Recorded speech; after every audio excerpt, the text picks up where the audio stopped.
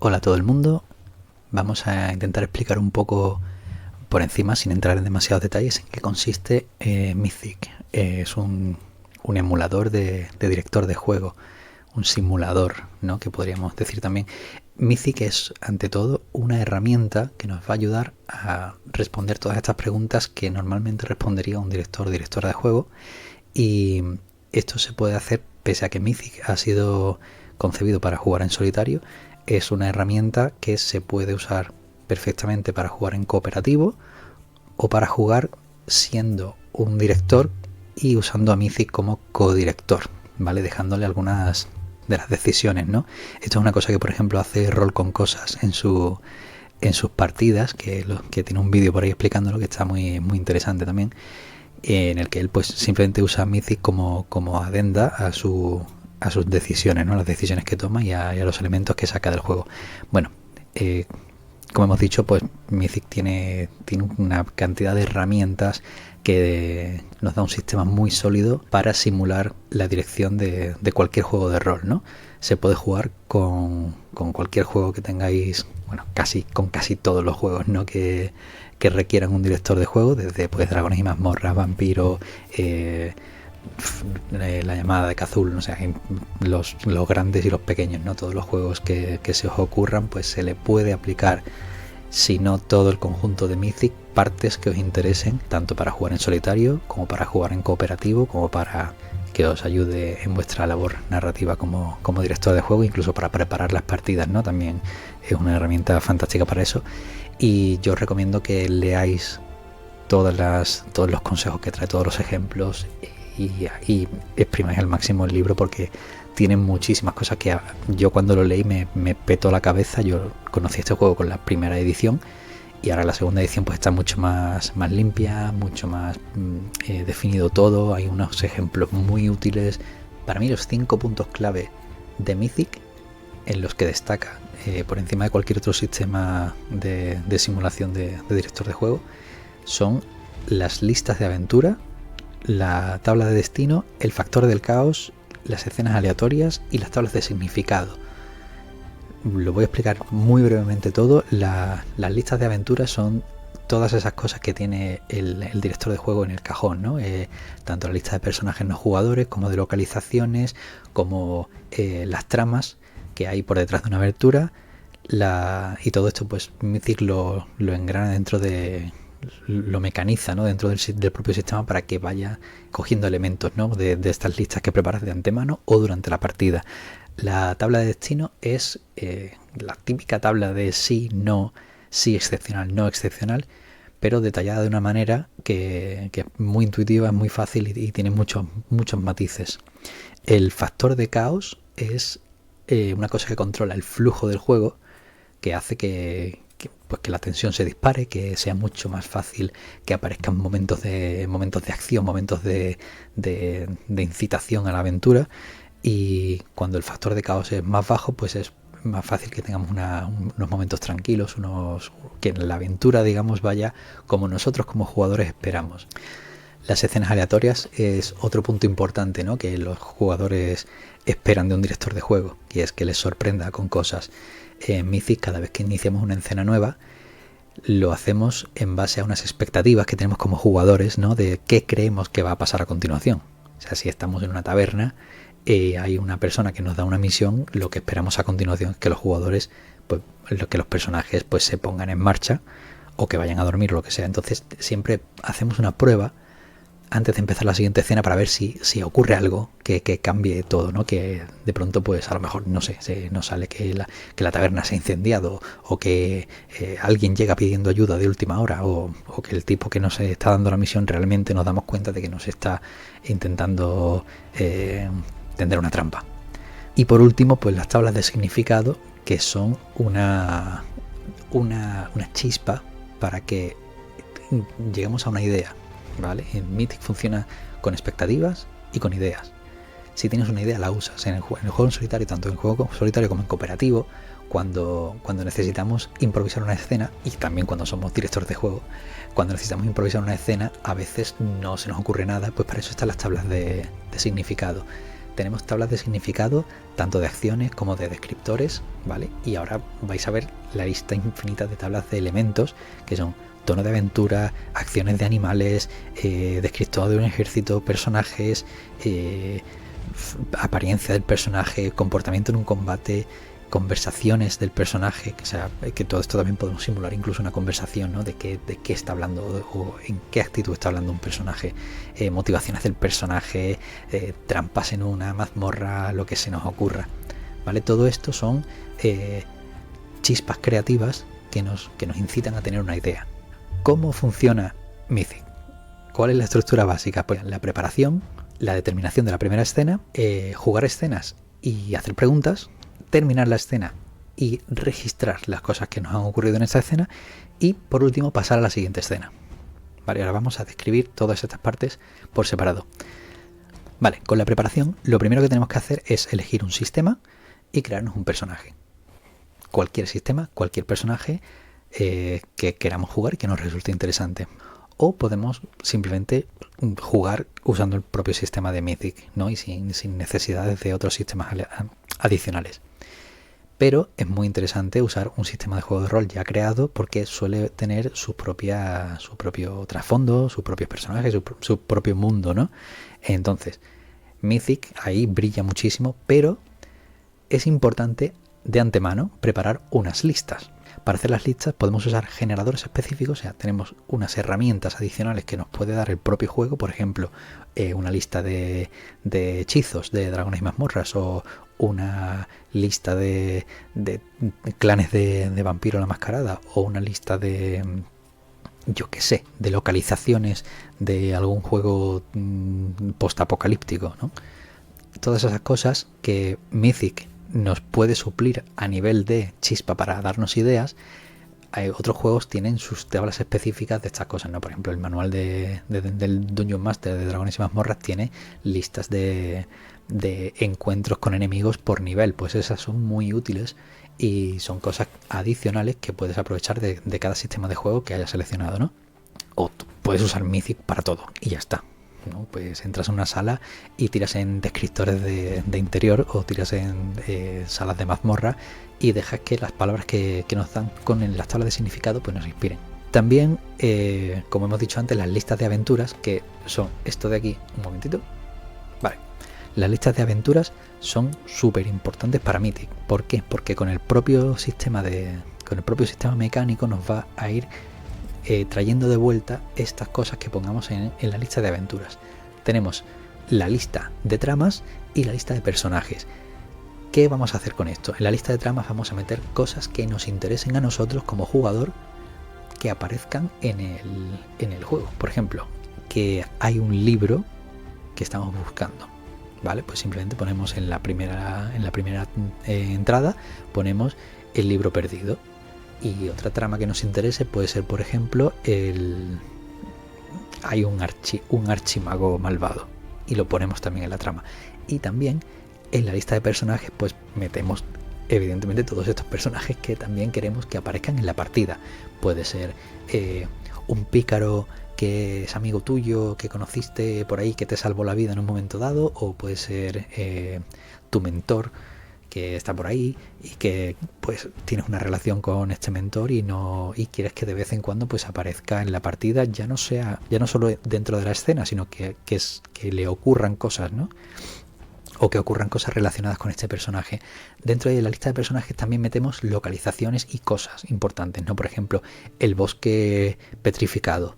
Y lo que hacemos con esto es prepoblar estas listas para que durante la partida vayamos añadiendo cosas a la lista, vayamos quitando cosas de la lista, porque cuando terminamos una escena, si vemos que un personaje ya pues no nos interesa o ha aparecido un personaje, por ejemplo, que eres un mercader con el que hemos interactuado, lo que sea, pero tampoco nos ha hecho mucha gracia o no, ni siquiera le hemos dado un nombre y tampoco nos interesa que vuelva a aparecer, pues no lo pones ahí.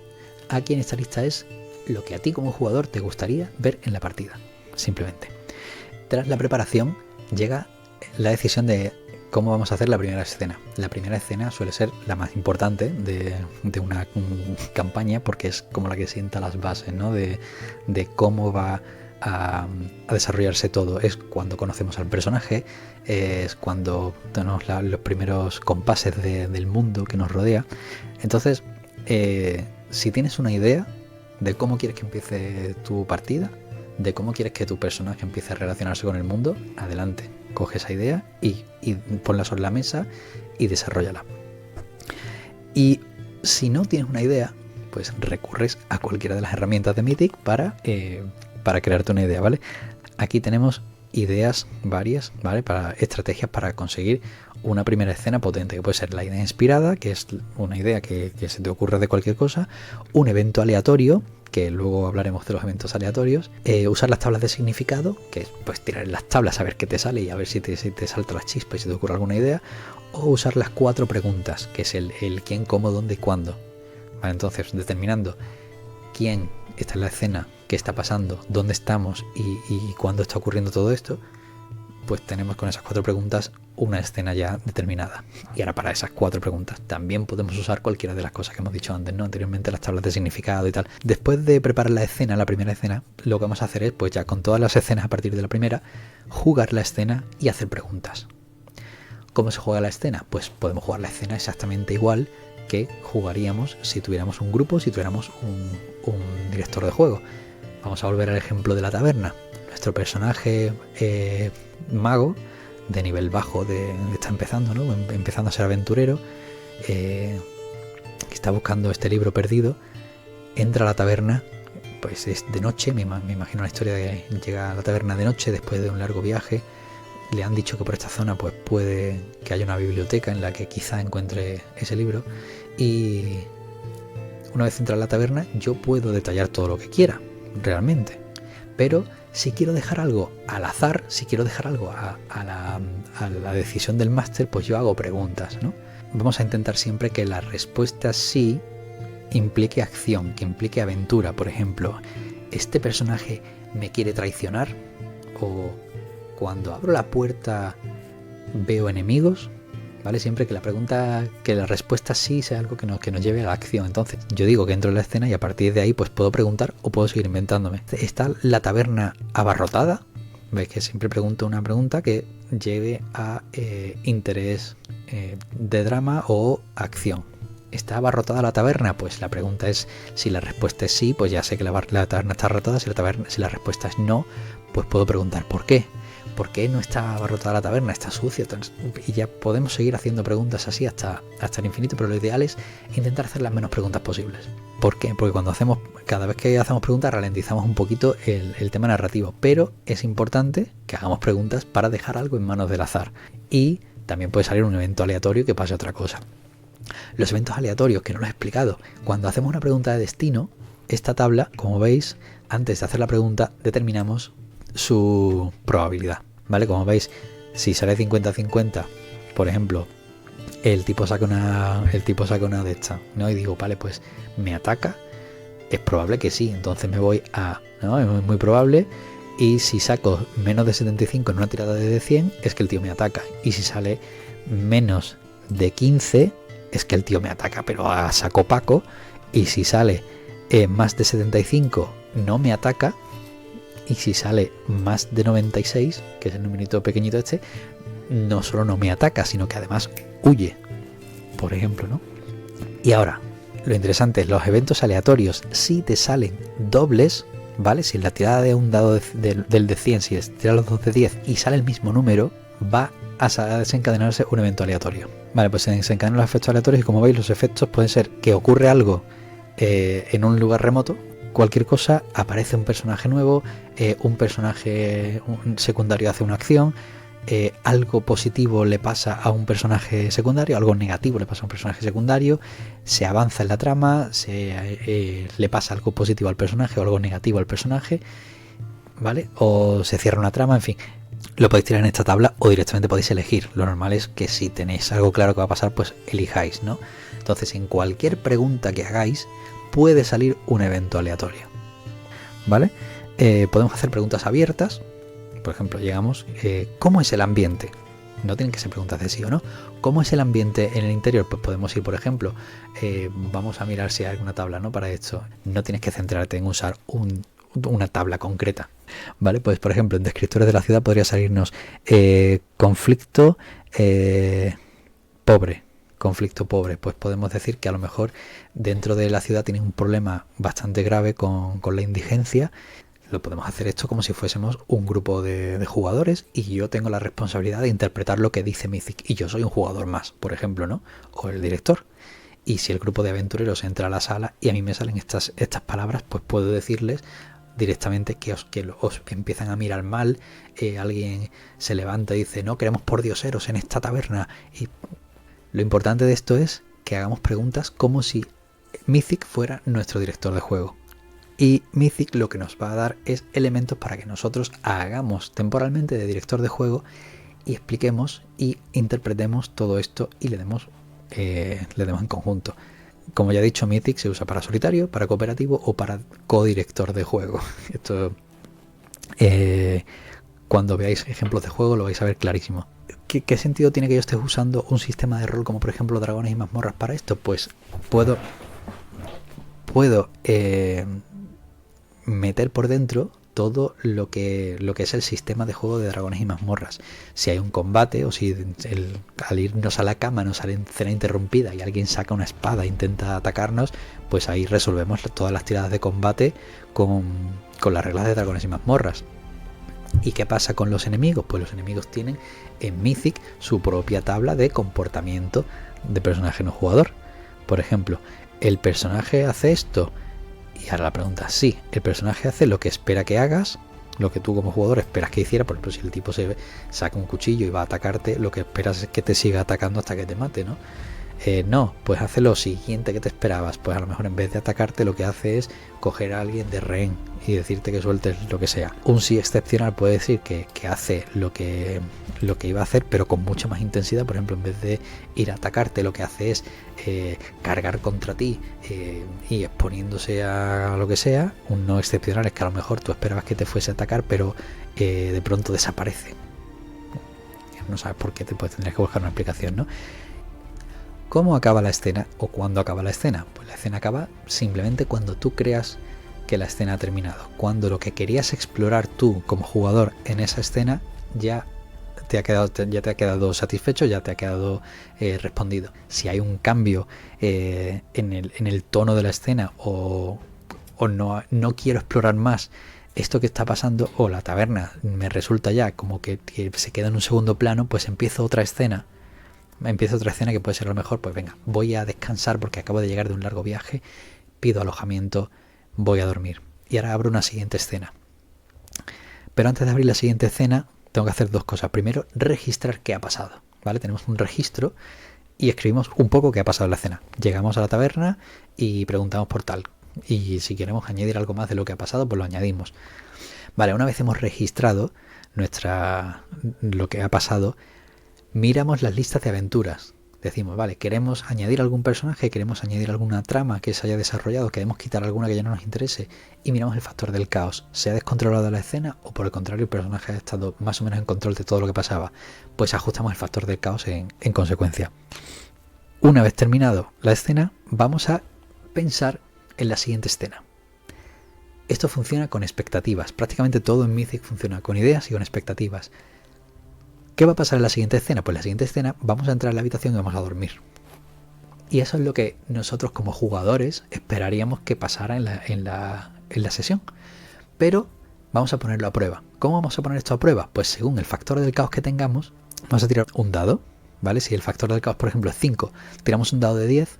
Si el resultado es mayor que el factor del caos, no pasa nada, la escena se desarrolla exactamente igual que se nos ha ocurrido, ¿vale? Entonces empezaremos una escena que es, entramos en la habitación, nos metemos en la cama, lo que sea, pero si sacamos menos que el factor del caos, según si el dado ha salido en par o en impar, tendremos una escena alterada o una escena interrumpida. Si sale impar, es una escena alterada. ¿Qué significa? Que va a ser la escena que esperamos, pero con un cambio, ¿vale?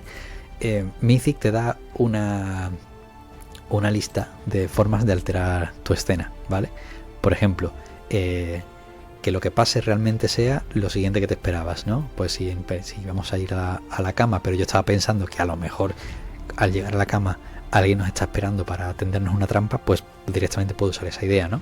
O un giro puede ser que si yo digo, vaya, me voy a la cama, pero algo pasa, me voy a la cama y alguien ha roto el cristal de la habitación y alguien ha entrado aquí antes, por ejemplo.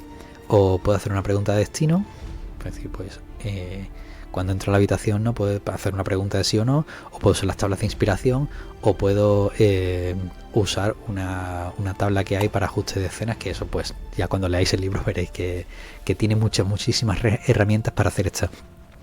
Y si sale par el dado, ¿vale? Si sale menos de un 5, factor de caos que tengamos en el momento, si sale el dado par y menos de 5, es una escena interrumpida. ¿Qué hacemos con la escena interrumpida? La escena interrumpida es que lo que fuese a pasar no pasa, pasa otra cosa completamente distinta. Entonces no llegamos a esa escena. Antes de la escena de meternos en la cama, va a pasar algo. Quizá mientras estamos subiendo las escaleras, alguien desenvaina la espada y lo determinamos exactamente de la misma forma, ¿vale? Podemos crear una escena nueva o podemos hacer cualquiera de estas cosas, ¿vale? Con la escena de interrupción, pues lo mismo. Hay otras formas de hacerlo, ¿vale? Y poco más. Y ya está. Y cuando terminemos esta escena, empezamos de nuevo. Volvemos a jugar la escena siguiente, determinamos dónde estamos, qué estamos haciendo y hacemos preguntas. Y bueno, ya está. Creo que esto es todo lo que quería contar de Mythic. Espero que haya quedado más o menos claro, que os haya despertado el interés por este sistema.